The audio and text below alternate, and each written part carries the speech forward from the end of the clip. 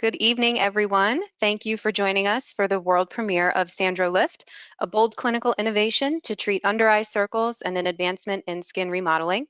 Tonight's presentation features a cutting-edge new treatment created by Dr. Mike Ellis, utilizing the Sandro Dual laser system developed by Wantec. Wantec is a rapidly growing company in the world of laser and light-based aesthetic devices. For the last 22 years, Wantec has placed research and development at the forefront of their approach to the global market. This has led to the development of over 50 types of laser devices, ranging from home care, tattoo removal, skin rejuvenation, vascular, surgical, and even veterinary devices. Wantec currently offers one of the largest product portfolios in the industry, exporting to over 60 countries worldwide.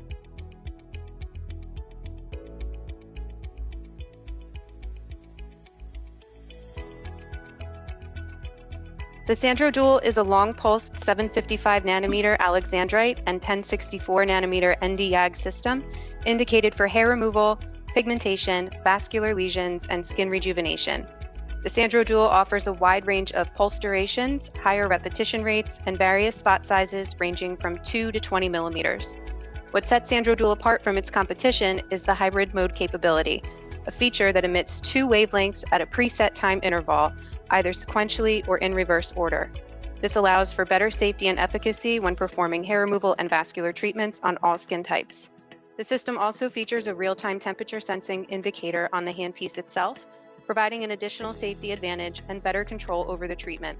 Sandro Dual offers 2 optional cooling methods, customizable cryogen gas cooling or an optional air cooling connector. Tonight's presenter is Dr. Mike Ellis, owner and medical director of Keep Glowing Medical Spa in Tinton Falls, New Jersey.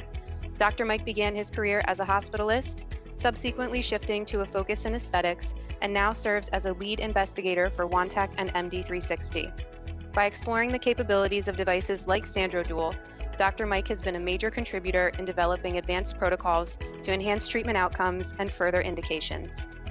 Questions are welcome throughout the duration of the presentation. We ask that you type them in the control panel of the GoToWebinar question box.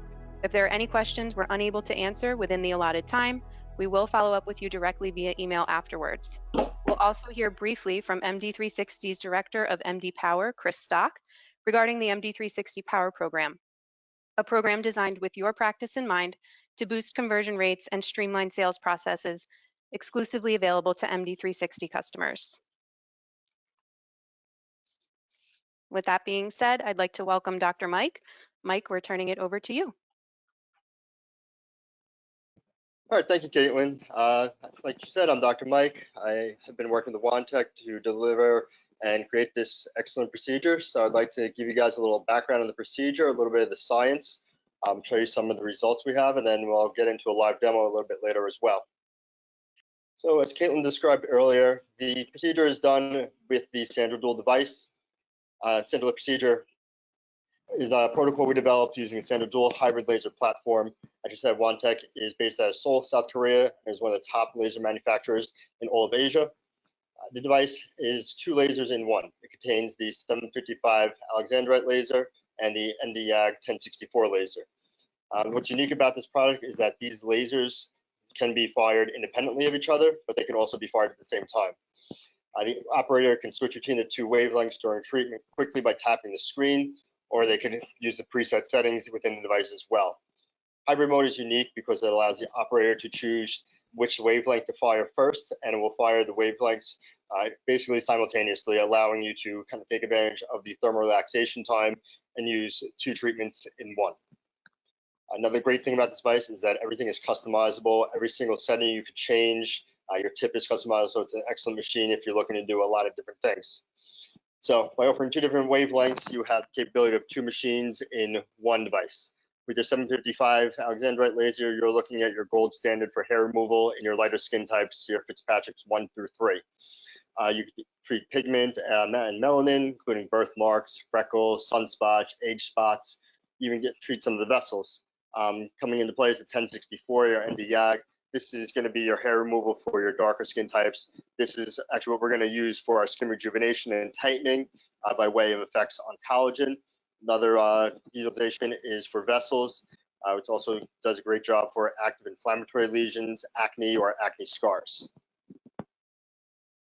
So just want to touch real quick on the unique aspect of this with the hybrid mode. So once again, I said hybrid mode, you have the choice to discharge either your 755 first or your 1064 first. The most effective use I found this for is using hybrid mode for resistant vessels or rosacea. You can use it for pigment and lesions, but I really love it for vessels. I've got the question, why does it work for vessels? So with vessels, you are treating and trying to occlude and obliterate the vessels. So in hybrid mode, if you're delivering your 755 first, hello? Sorry, anyway, your 755 changes your hemoglobin into a methemoglobin molecule. Then by firing your 1064, milliseconds behind that, you're able to target that water molecule on the methemoglobin, causing better obliteration of the vessel. So these wavelengths can really be, like I said, discharged milliseconds apart. Your thermal relaxation time when you're treating a vessel is between 4 to 50 milliseconds, depending on the size of the vessel. So, like I said, you're going to get better treatment, less treatment numbers, less pain, and better results for your patients.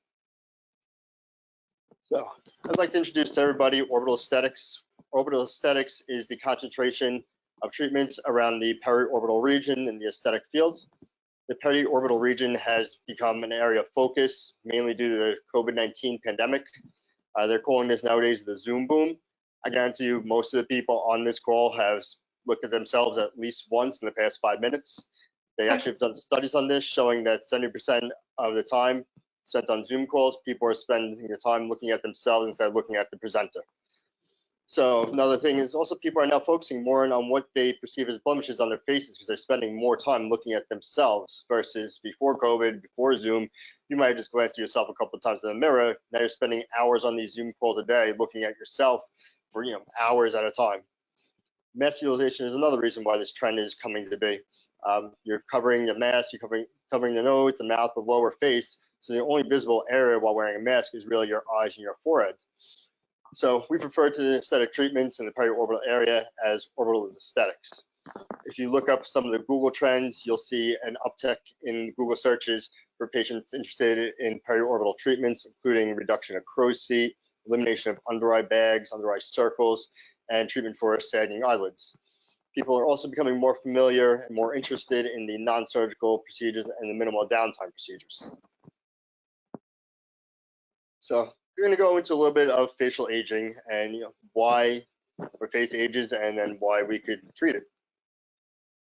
So collagen is always our hot topic, our buzzword around skin aging and rejuvenation. We have collagen products that are consumable. Most of the non-surgical rejuvenated treatments focus on collagen treatments. So in younger skin, you have tighter layers and well-organized sheets of collagen. As we begin to age, these well-organized formed collagen sheets become disorganized. Our skin becomes less elastic due to loss of elastin. And overall, the skin just becomes weaker, leading to these signs of aging and wrinkled skin. Most of these structural properties lead to, like I said, the loss of the dermal system in the face, which contributes to the other signs of aging, all which we're going to get into a bit later. So the secret to a youthful face lies within what is called the triangle of youth. A triangle of youth consists of, excuse me. Triangle of youth consists of your high cheekbones, your full cheeks, and your well-defined jawline. There are changes within these distinct regions that change over the decade that cause facial aging.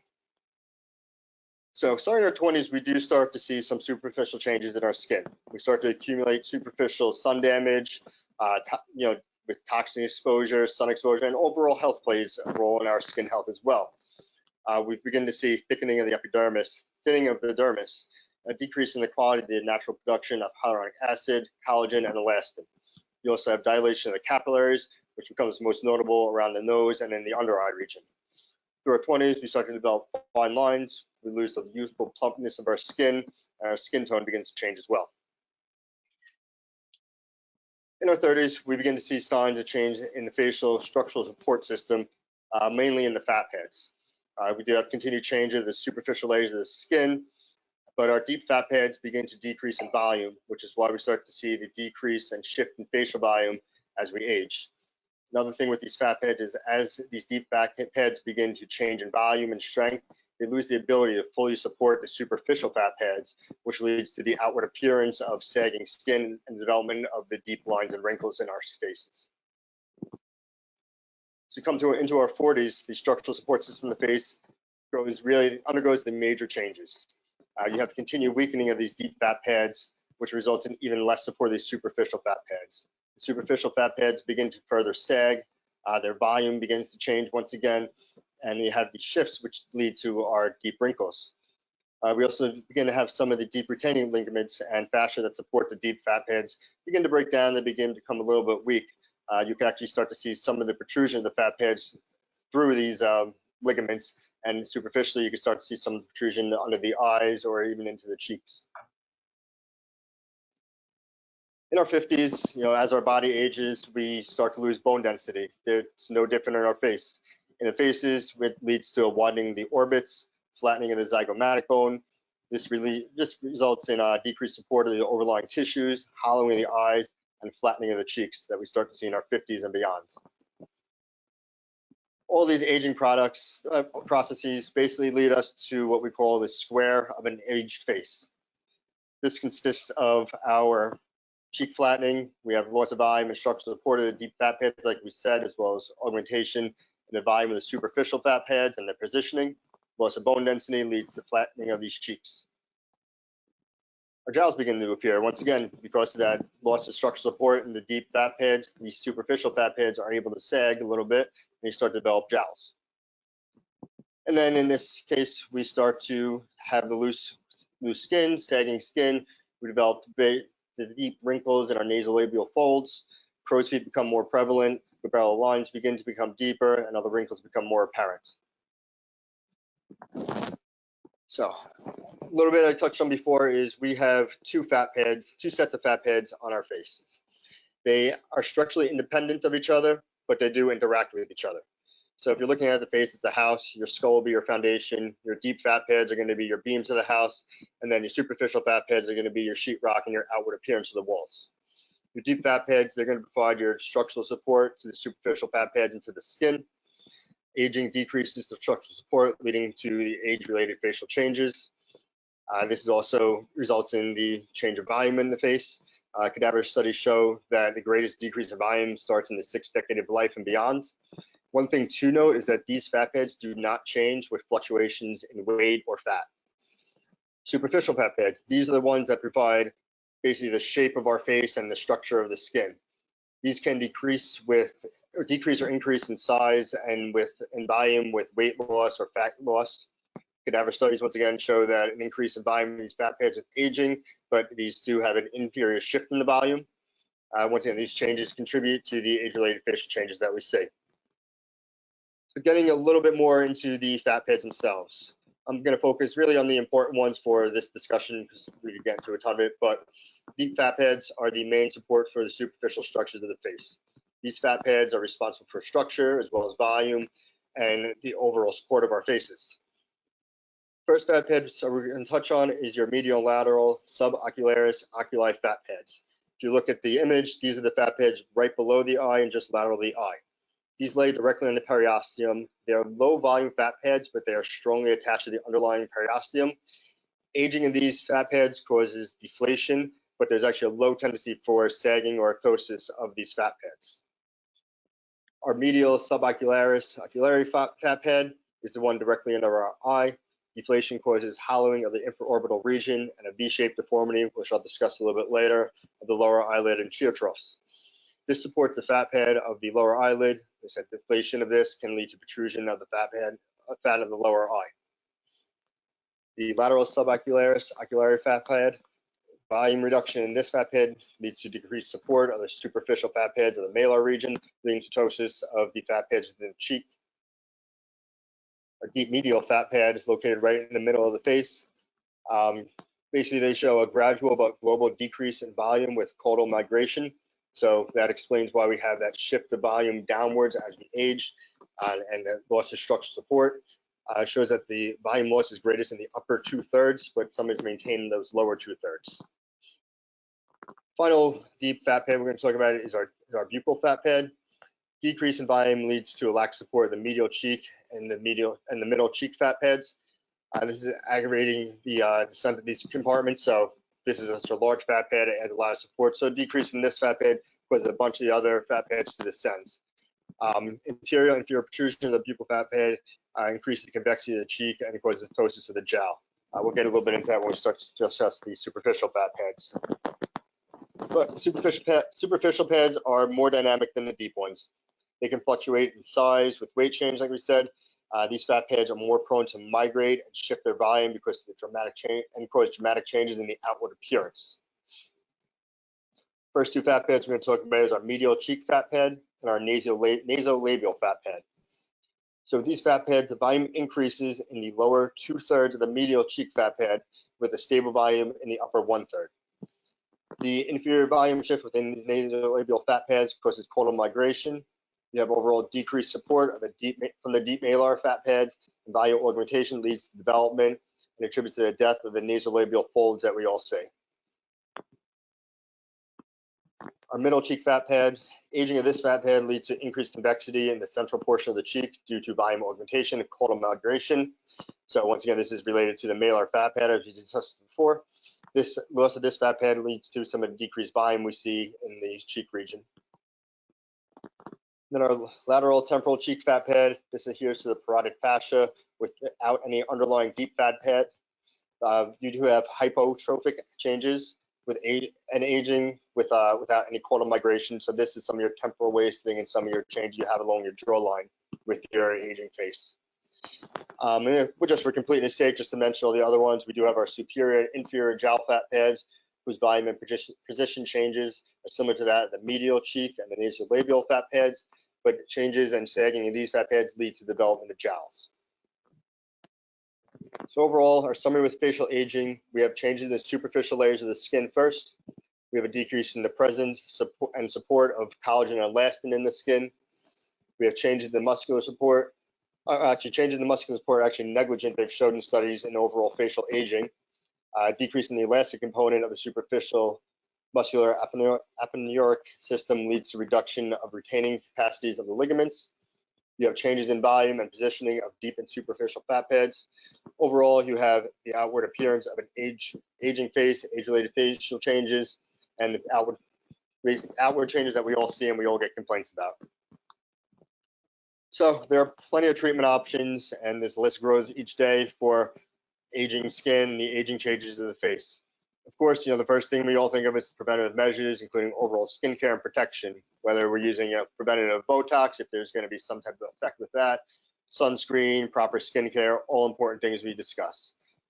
Everywhere in aesthetics, you do see your dermal fillers, your hyaluronic acid, your calcium base, your PLLA. All these are used to kind of rejuvenate and give some of that volume back. You also can do your fat transfers.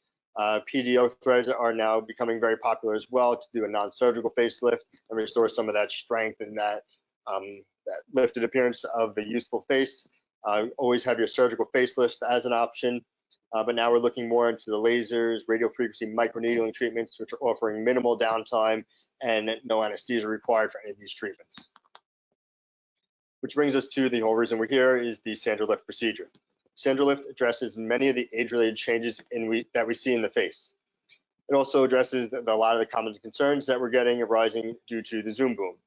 So SANDROLIFT is a non-surgical, no downtime, multi-step ND-YAG procedure intended for the reduction of mild to moderate age-related facial skin laxity, skin rejuvenation, and under-eye circle reduction. We utilize the 1064 ND-YAG wavelength on the Sandro Dual device. This is a no downtime procedure utilizing the collagen and elastin regenerative properties of the laser. So you're going to have rejuvenated and renewed collagen, which will add support for the fat pads of the face while leaving the natural contour and shape of the face intact. So I'm actually going to cover a couple of patients I have treated with this to show you some of these deformities and how we can correct some of them. So as I mentioned earlier, some of the changes you have in the fat pads, you've developed the V-shape or tear trough deformity. This is one of the signs of aging. You lose volume and strength in the deep medial and lateral subocularis oculary fat pads. Those are the deep ones directly under the eye and just lateral of the eye. Reduction in these fat pads leads to sagging of the medial cheek fat pads. which is going to pull all that skin down. When combined with loss of volume of the inferior orbital fat pad, you have development of these under-eye bags. So you see, this is where we would call our V-shaped deformity. It's a very common change we see and complaint that we see in aesthetics. We attribute these changes sometimes to being tired, not getting enough sleep, but there's actually many factors that contribute to this and exacerbate this. And there actually is an underlying physiological explanation for these changes. Aside from these structural changes, we also need to take into account hydration status, sleep status, overall health status when we're looking at this portion as well. So this patient here, she's a 75-year-old female. Our before and after shows her after one treatment session, 4 weeks apart. If you look after the treatment, patient had an excellent decrease in her under-eye bags related to rejuvenation. We were able to plump up that skin, add more support via collagen, and kind of restore and lift up some of these sagging fat pads, restoring some volume of the cheek, volume under the eye, and reducing that under-eye bag area. Next, we cover some of the volume shift of the medial cheek fat pad and nasolabial folds. This is a patient here, so it shows a great example of some of the just generic age-related changes. She's a 63-year-old female. She had loss of support of the deep fat pads, leading to sagging of the superficial ones. So with her, you can see some of the caudal shift in volume of the fat pad due to the loss of support of those deep fat pads. And then once again, that's dragging down the whole skin, leading to some of the under-eye changes, along with some of the decreased volume of the under-eye fat pads. She also had the caudal shift, leading to development of the nasolabial folds, some of the jowls, and some development of the peri-oral lines as well. You see the jowls and peri-oral lines do become very prominent with this sagging skin and the sagging fat pads. So this patient I treated with 2 treatments separated by 4 weeks, and this after photo was taken 1 week after the second treatment. So after the treatment, you can see a significant improvement in the depth of the nasolabial folds, restoration in the volume of the fat pads under the eyes, in the middle of the face and the cheek area. All this lifting and volume changes led to a reduction in her jowls, and the treatment also just leads to an overall younger appearance, healthier appearing skin. Last patient I'm going to discuss is a 33-year-old female. She complained of protrusion of the infraorbital fat pad with some deep, dark under-eye circles. She's a 30-year-old patient. She actually did admit to a history of Adderall abuse as well as chronic dehydration. Before treatment, you could see the under-eye bags with a sunken appearance as well as the very dark under-eye circles. She felt that these really made her look older than they were. She was focused on that as her main complaint. So the under-eye circles is likely multifactorial because she is young. She's not having complete degradation or weakening of those fat pads, but she does have some thin skin. Like I said, we do have the dilation of the capillaries of the vessels under the eyes. And these little capillaries can rupture, causing some of the darkness under the eye. So she was treated with the first treatment, and 24 hours later, she sends me a picture, ecstatic, because you can see a significant change in her under-eye bags, the dark circles, and her loose skin.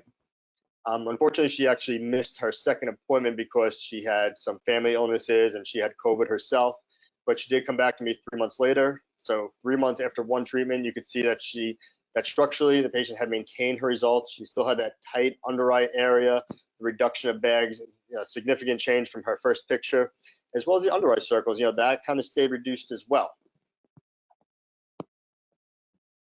So when we're talking about any type of procedure, we want to be careful with our patient selection, looking at precautions.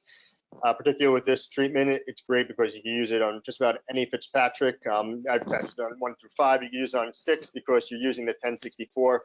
So you're focusing more on water than melanin. So you're able to use it on basically across the Fitzpatrick spectrum. Your indication for treatment, as you said before, you want to treat the middle, lower, and under-eye areas. You can actually use it for the neck as well. I have treated the forehead, but the anatomy is much different, especially with the aging process compared to the rest of the face. The bones are not as deep as some of the other areas. So the areas do heat up much quicker, and they tend to become more uncomfortable with this treatment. You do want to review the history and see if there are any photosensitizing medication or topical vitamin A products prior to treatment. You do want them to try to avoid direct sun exposure for 1 to 2 weeks prior to the procedure. They have a history of HSV, you do want to give them prophylactic.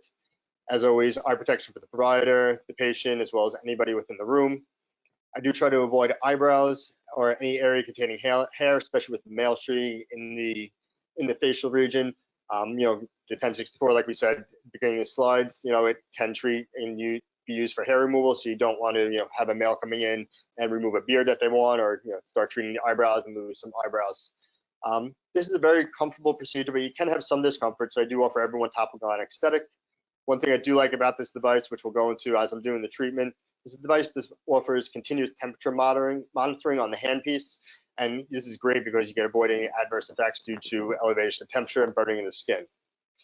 So at this point, I'm actually going to get myself and my model ready for a demonstration. I'm going to pass it back to Caitlin to introduce Chris Stock.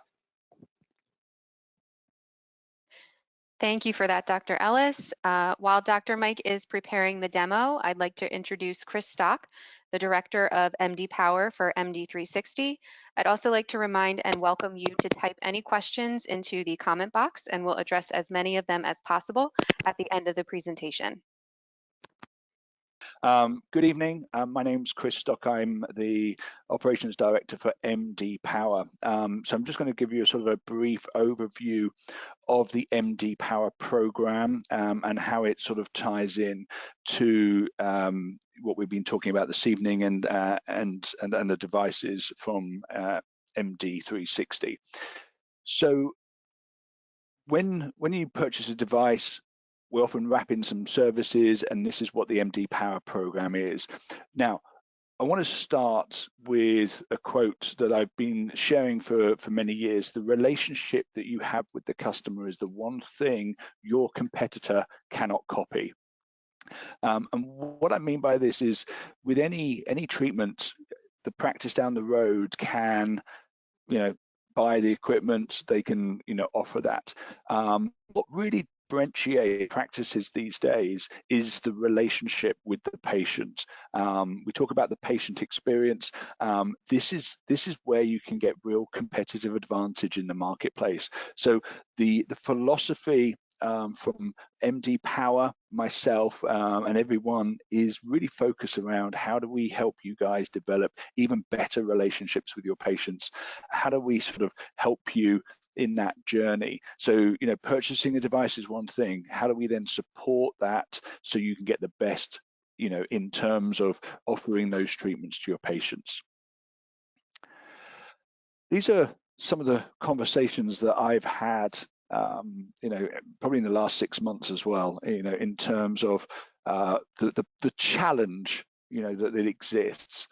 I was at a show before pre-COVID actually, so and speaking to a doctor, I spent $600,000 on devices, and they are collecting dust. And it sort of it's a true statement, and I think we've all heard it. And it's a crazy situation. We shouldn't be, we shouldn't be putting practices, doctors, physicians, businesses into this sort of environment. Another one more recently, I bought a device for $500,000 and I've done 7 treatments in 5 months. These are non-OneTech, non-MD360 clients, I hasten to add, and that's not something that we're prepared for and prepared to accept within the MD Power program. We recognize that assistance is needed, and we're there to help and to solve this problem with you and with your practice. So let's talk about predictable patient acquisition.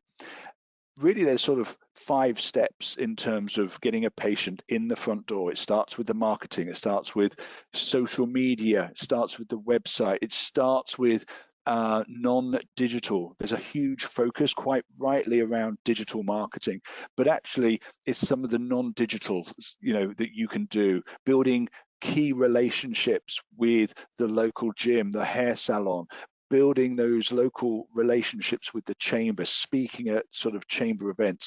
It's word of mouth. So I'm totally into and totally support digital marketing. It's absolutely critical, but let's not forget the non-digital. And so we've got to think about, how do we get people in the front door through the marketing? Second step is, when that phone rings, when that web inquiry comes in, how do we schedule them? How do we sort of manage that from, that initial inquiry into getting into a consultation? when we also look at the process, we recognize that the physicians, the providers are happiest now when it moves into sort of the consultation stage, but ultimately the procedure stage. One of the plastic surgeons that I'm working with, or we're working with right now, he just says, I just want to be in the OR. I just want to be treating patients. So the consultation is something I'm prepared to do, but really I'm happiest in that sort of procedure area. And we recognize in MD Power that we need to provide a program that allows you to do what you want to do the most, and that's be consulting and procedures, operations, etc. And then the final piece in that, in terms of that predictable patient acquisition, is the reputation piece. Now, you can also argue that that needs to be at the front, but starting from scratch, reputation is based on the treatments you give, the Google reviews, the 5 stars, the Yelp, everything you can do. And again, this is part of that word of mouth. It's that referrals and the retention of getting the patients back in. On the back of that, then it's email marketing, which then starts the whole process again. So we can not just have new patients, but we can have existing patients coming back. And so that's the sort of the 5 steps that we see, and you play that role in that middle ground in terms of that consultation and that procedure. That's where you're the happiest, and that's where we want to sort of keep you. So the MD Power program is really about sort of focusing on the areas that we can sort of add value to you, in terms of the website, the social media, creating those things, SEO, in terms of scheduling patients. So when the lead comes in, do you do it, or can we do that for you? Can we really sort of move that needle for you, such we get more patients in the front door and well qualified appointments, people that are ready to spend and ready to buy? Allows you to do your bit, and then we can help on the back end as well. So the MD Power program is really about helping you take that responsibility, create, manage that sort of end-to-end process. It doesn't mean we're going to do everything, but we're going to certainly do the elements that are going to make the biggest difference with you and support you through that program. And the program, when we talk MD Power, is 12 months. We don't see this as sort of a quick wash and a wax and send you on your way. We see this as a long-term engagement to really sort of help the practice implement new treatments and the technology, and really get the business benefit out of it and do what you love, treat patients. Now, this is a very big slide. I'm not going to go through all of it, but these are the 6 pillars of success of the MD Power program. And when we engage, then we sort of start thinking, okay, what are the pieces that we need of this jigsaw? What are the things that you need? If you have a website, we don't need to bring the website. We can put more effort elsewhere. If you don't have a good enough website, we'll build one for you. We'll come on site. We've got the clinical training. So OneTech do a great job, in terms of the purchase, in terms of that clinical training. But what about selling the treatments? How do you sort of manage that patient arriving at the front desk and going through? Again, some of you may have slick processes in place. Others, we need to sort of hone those sales processes, the consult process from start to finish. So we'll pick and choose and pull the elements of the 6 pillars together to really deliver a tailored program for 12 months that's going to deliver the results, which is pay for the machine, number 1, and secondly, make profits and grow the revenue. And when I talk, yes, we focus on the device that you've bought, but actually, when we talk sales training, that applies to the whole practice. When we talk about the website, we build the website for the whole practice. So again, there's multiple benefits. So some of it is about focusing on the device, some of it is about focusing on the practice, and sort of driving that change, driving that increase, so you see the real value from the device, from the practice growing, and from the MD Power program. So let's go into a little bit more detail. So in terms of the marketing side, I'm going to just simplify that. So this is around sort of the practice growth and patient engagement. I said we can create a website, but specifically, we bring to the party sort of social media posts around the new purchase, patient e-blasts, blogs. We create a video docu-series for you. So we come in and film you as a provider, maybe in your sort of relaxed environment, showing then how you're using the treatment and some testimonials. So we create as much sort of specific content for you as we launch. I've mentioned we build the website, so we'll do an audit, we design, we provide 12 months of SEO, 3 to 6 months of PPC to really get you going. I think most people recognize SEO takes 3-6 months, so let's cover that gap with pay-per-click from Google. We can set up Google My Business, we can set up Yelp, we can create email addresses that are to your practice, and then we can add some extras around that in terms of regular e-blasts, social media and blogs, etc. But I'm sort of giving you the sort of a starting point in terms of the program. Then I want to talk about the phone rings. So I'm focused, at this stage then around how do we turn those leads into closed leads, into patients. So there's 3 parts of this. There's some consulting. So we're going to do some discovery, investigation, analyze what's happening, what's working, what's not within the practice. So we sort of do a deep dive. We'll do some mystery shopping at this stage to see how things are working. And we start to sort of build a plan that's tailored to your practice.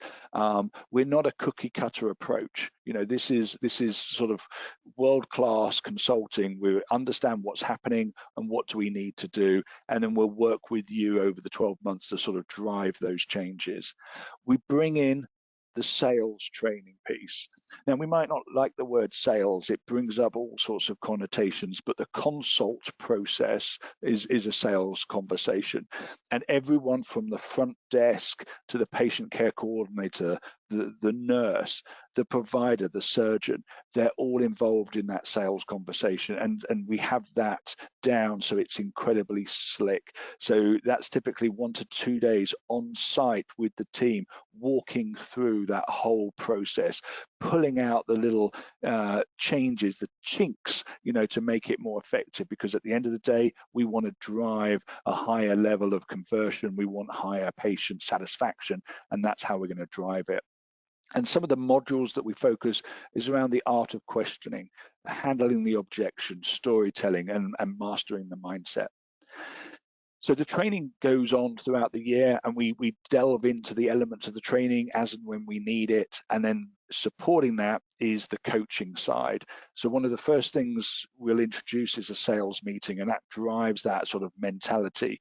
We'll look at what the goals are for the practice, and then how do we systematically grow those goals in a way that's appropriate. And I say that because some practices don't want to be measured on revenue. It feels, it doesn't feel right as a practice that we're measuring revenue.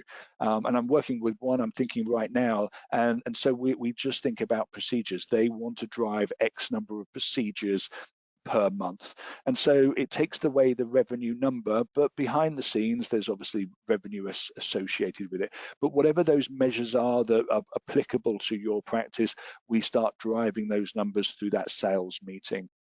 We're an accountability partner.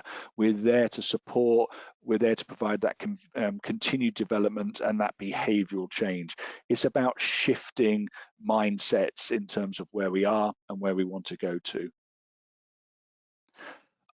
I don't want to go into too much detail, but I just want to sort of show what the first 4 weeks can look like in terms of the program. And this would be a typical plan, but it would be very much tailored to you based on conversations. As I say, you've got the lead gen and the lead conversion. So it starts with the practice familiarization, business reviews, setting the goals, finalizing expectations. And then on the marketing side, we're looking at the website, if there is one, what needs to change, how do we, what needs to happen, do we have Google, Yelp, etc.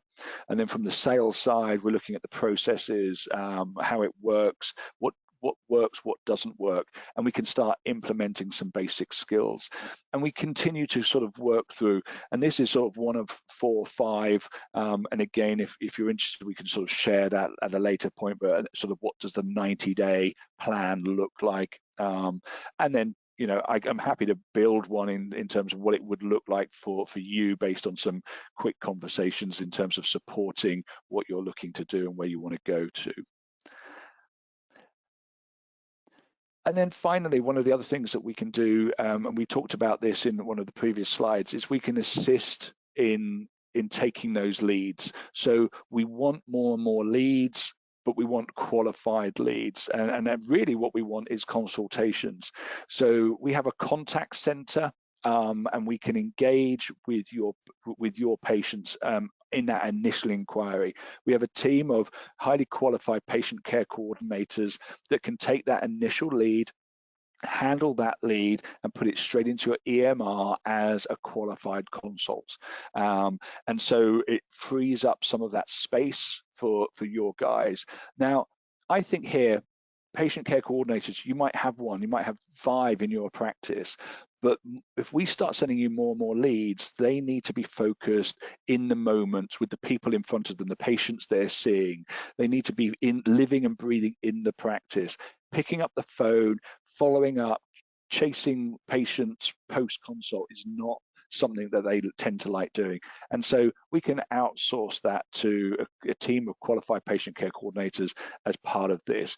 And again, there's a lot here, and we pick and choose, as I say, how we bring it all together and how we deliver not just the device, but the support and the services to really maximize your investment in that device. So that was a whistle-stop tour of the MD Power program by Sales MD. I hope that's been useful. Again, if there's questions, please put them in to the chat and I can answer them at the end. I'm now going to hand back to, I believe, Dr. Mike, who's now going to be doing a live demonstration. All right, so I'm going to be going through each of the steps of the SANDROLIFT procedure for you guys. We'll go through step by step. I'll explain a bit of what I'm doing with each step. Like I said, if there's any questions, we'll be happy to answer them towards the end. But we're going to start with our first step. Our first step is our dermal heating step. It's used as a gentle heating step with low energy to prepare the superficial layers of skin for the deeper treatments. Our deeper treatments are going to require more energy, so heating the skin allows us to easily penetrate the superficial layers. So anytime I'm treating, it's always about 1 centimeter of the skin for this step. I'm in a painting motion, nice and smooth.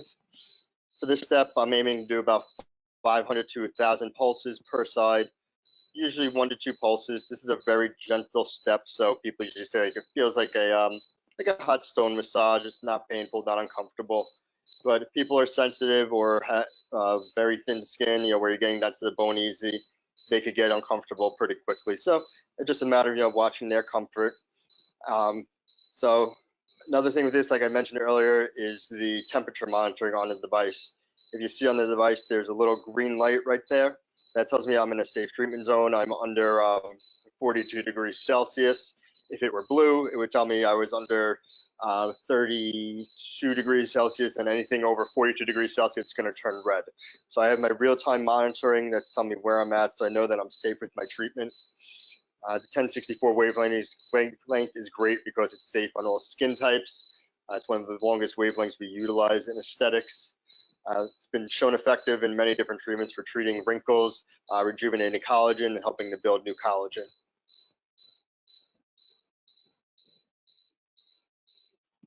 So on the device, I usually like to pass back and forth between the two, painting motion, about 1 centimeter off the skin.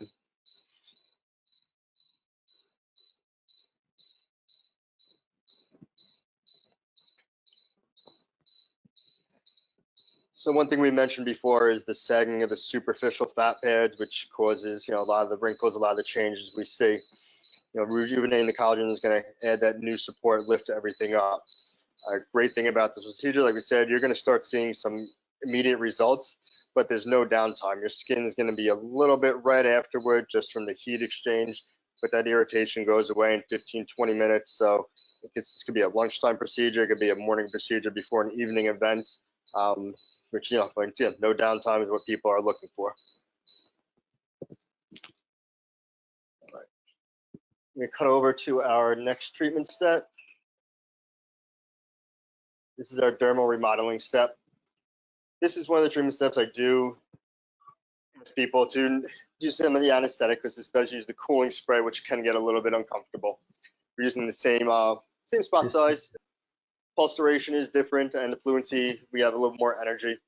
So for this one, I'm actually coming in contact with the skin and then pulsing each area independently, making sure I don't have more than 20% overlap.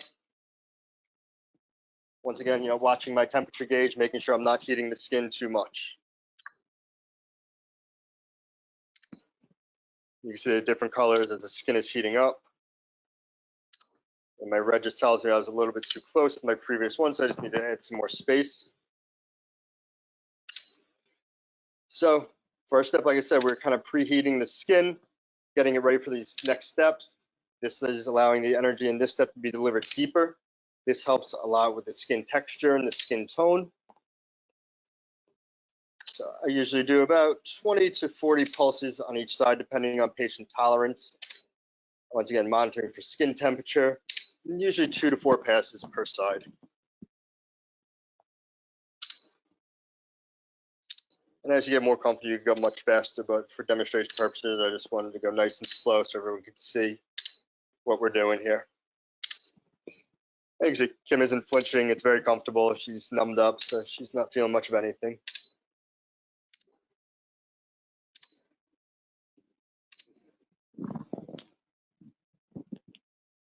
So we're gonna get set up for our third step.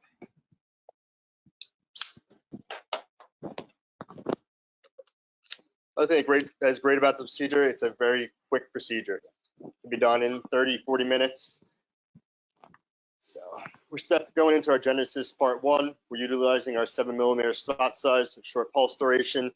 We're doing conservative fluence. Smaller spot size delivers the energy more superficially.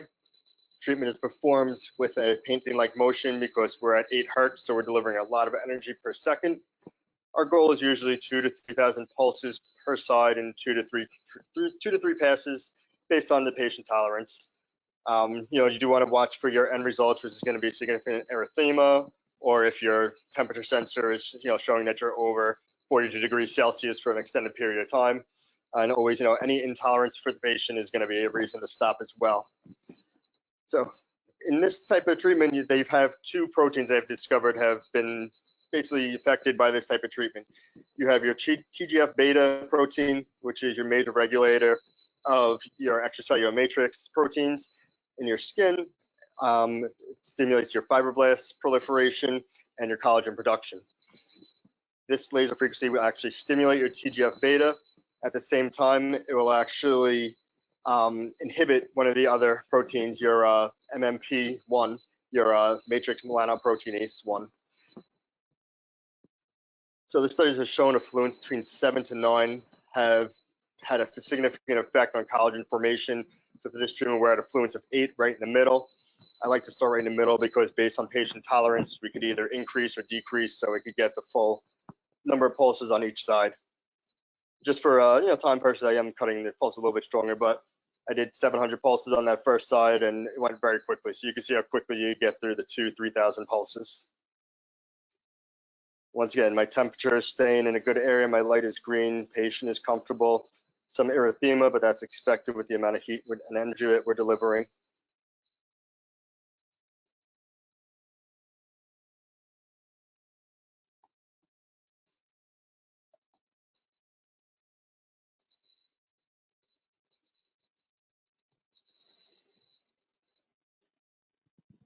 Alrighty. Our next step is our Genesis step 2. Very similar to the previous step. We do change the spot size to a larger spot size. This allows for less scatter of the laser as it enters the skin and more focused delivery of energy. So once again, low fluence allows us to deliver a lot of energy, but safely because we're not going to overheat that tissue. And once again, as we discussed, the low fluency causes an effect on that, on the TGF-beta and your MMP proteins. So your MMP protein actually causes degradation of your collagen.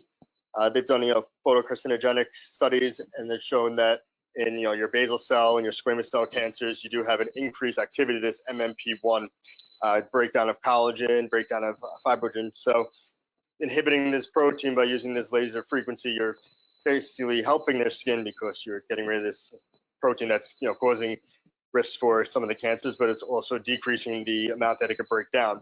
So two things we're doing: TGF-beta, we're increasing the collagen, increasing the fibrogen, new collagen, new support system. Decreasing the MMP1, we're going to decrease the amount of collagen that can be broken down. So that's going to give us good, long-lasting results, continued results even as the patient continues to heal. And you're going to get results usually for 6 to 9 months, depending on how fast the patient breaks down the proteins.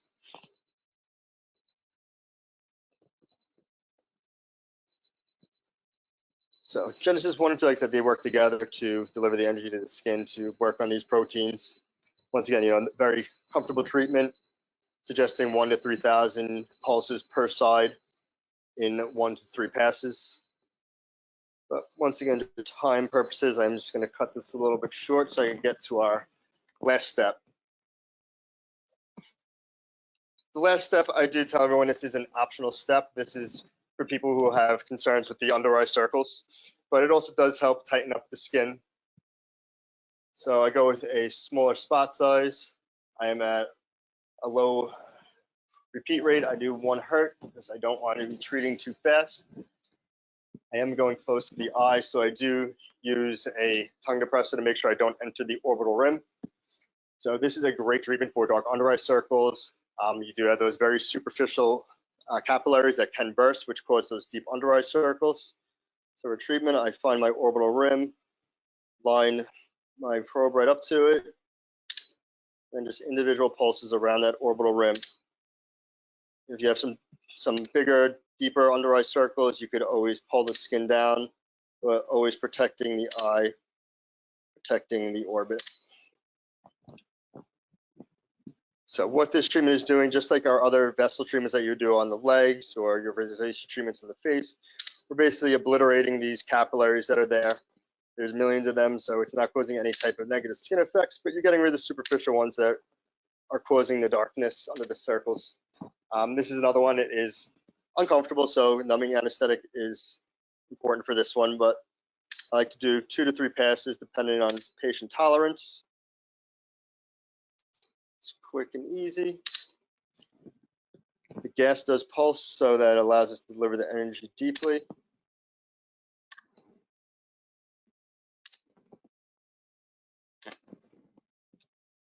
And it's that simple. Sometimes you do get a little bit of hair in the way and causes that little bit of puff of smoke, but comes right off. That's actually part of the reason why I do use the depressor also, to keep anything, give me something to lean on, so I'm not getting any of the eyelash or anything that might be hanging out of the eyelid.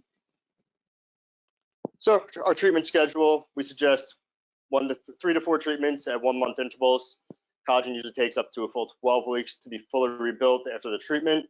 Results can be expected to last 6 to 9 months after the last treatment. And then I do recommend that you have come in for regular follow-ups to prolong your treatments every 3 to 6 months, based on tell the patient when you start to see things start to change again, come back in, let's get another follow-up treatment going. Aftercare, you do want to avoid any direct sun exposure. Apply sunscreen right afterwards. Sometimes, but very rarely, you might have crust develop. You don't want to pick these lesions. They would fall off in a max of 3 to 5 days.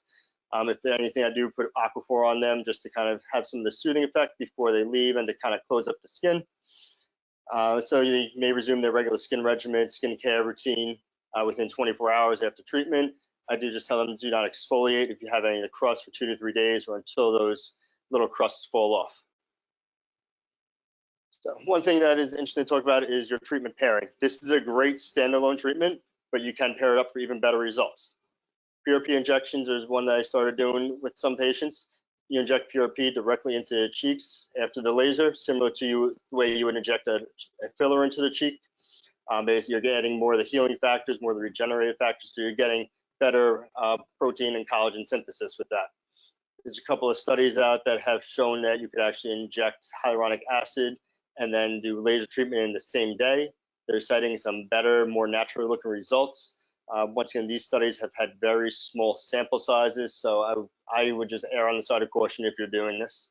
If there is a significant pigment or skin color changes, you could flip over to your 755 laser or use an IPL for your pigment reduction. People have the concern of your superficial skin treatments, hydrofacial or skin wave treatment to help clean and restore the skin surface. One note of caution I would make is that you want to do the hydrofacial after the laser treatment. The laser, the 764 wavelength, does target water molecules, so we don't want to pump that skin full of water and then use the laser. So laser first and then a hydrofacial treatment. And then if you're concerned about superficial skin texture, you could always use your CO2 laser resurfacing. So I think we're going to jump into some questions now. Yeah, I have a couple for you here, Dr. Mike. One of the questions is, does this last longer than Botox and filler? It does. It definitely lasts longer than Botox. Botox, you're getting your 3 to 4 months at best.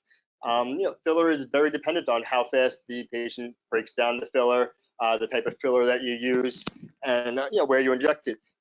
You are going to be able to get your tear troughs, but you're going to be able to get a more natural look than when you're using filler. There are, like I said, there are studies out there where you can combine the two, but I like this because you have no downtime, a more natural look, and less risk of side effects or adverse effects when compared to using filler. Great. Another one here is there any bruising or downtime associated with the treatment? None whatsoever. So if you see on Kim's face, there's just a little bit of redness from the laser, but this redness lasts 20 minutes, a half hour. Like running your hands in the hot water, they turn red. 20 minutes, 30 minutes later, they're back to normal. So I tell her, by the time she drives home, those marks will be gone. So it could be a lunchtime procedure. It could be done in the morning if you have an event in the evening. So you do see that change, but the redness will be gone very quickly. Great. Another one here is, can you treat pigment or vessels the same day?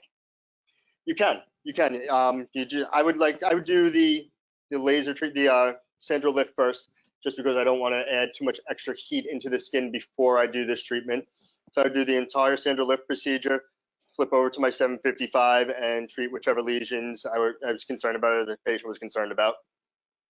And does this require any skin prep, hydroquinone, or anything of that sort? None whatsoever. I do offer just a topical anesthetic, just for comfort reasons. I've undergone the procedure without any, so it is tolerable. But I always want people to be comfortable. So the only thing I offer is the topical anesthetic. You do want to make sure they are off any vitamin A products for at least 2 weeks beforehand, because it's one of the photosensitizing medications. Great. And it looks like we just have a couple more. What are you charging for the procedure, or how much could you charge for the procedure? So for this procedure, I sell it in packages of 3. I sell it for $1,000. And if people want to come in for individual treatments, I charge $499 for the treatment. Great. And then last one here is this treatment safe on all skin types? Yep, you're using the 1064 wavelength, so you're not focusing on any melanin. You're focusing more on the water molecules and the collagen molecules. So you could do it on all skin types. I've had people from super pale skin type 1. I've had skin type 5s in here. I've done it. Everybody's been safe, no side effects at all. With my skin types 5s and 6, I do turn the fluence down just a tiny bit for the first treatment, just for safety reasons, because their skin is going to heat up, or may heat up a little bit faster. So just as a caution, I do start lower and build up. All right. Oh, we have one more coming in here. Will the YAG actually remove pigment during the treatment? You might get some pigment removal, but it's not going to be anything significant, especially if you have darker sunspots or birthmarks in the area. Like I said, you might get a little bit of superficial, but not much. All right, great. It looks like that cuts it for our questions. So thank you, Dr. Mike, for your time and for your expertise. Chris, thank you for your informative presentation on the MD Power program. And thank you to all of our guests for joining us.